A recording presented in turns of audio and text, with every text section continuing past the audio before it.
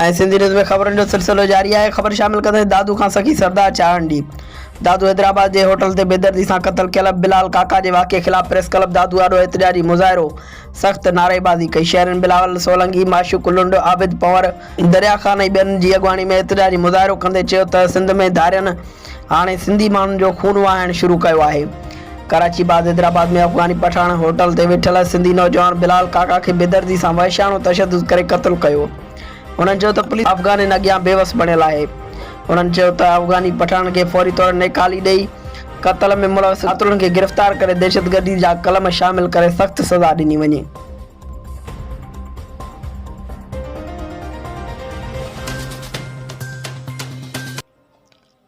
दादू municipal comedy ward number 9 ते तहरीक इंसाफ़ पारां काउंसलर के उम्मीदवार ज़हीर अहमद चांडियो, वार्ड 4 के काउंसलर लाइ आज़ाद उम्मीदवार मोहम्मद असलम खुश्क सिंधी न्यूज़ सां ॻाल्हाईंदे चयो त संदन वार्डन जूं 4 पोलिंग स्टेशनूं इंतहाई हसास करार ॾिनियूं वयूं आहिनि, जंहिंमां 2 पोलिंग स्टेशन ते रेंजर्स मुक़ररु कई वई आहे, जॾहिं त 2 पोलिंगूं पिणु इंतहाई हसास आहिनि। उन बावजूदि उन्हनि पोलिंग स्टेशननि ते धांधली कराइण लाइ हुकुमरान धुर पारां रेंजर्स मुक़ररु न कई वई आहे, जंहिं सबबि इलेक्शन जे ॾींहुं खूनरेज़ी जो अंदेशो आहे। उन्हनि सूबाई election commission Sindh, chief election commission of Pakistan खां अपील कई त वार्ड 9 ऐं 4 जे समूलनि पोलिंग स्टेशन समेत दादू जे इंतहाई हसास पोलिंगनि ते रेंजर्स मुक़ररु कई वञे त जीअं पुरअमन तरीक़े सां इलेक्शन थी सघे।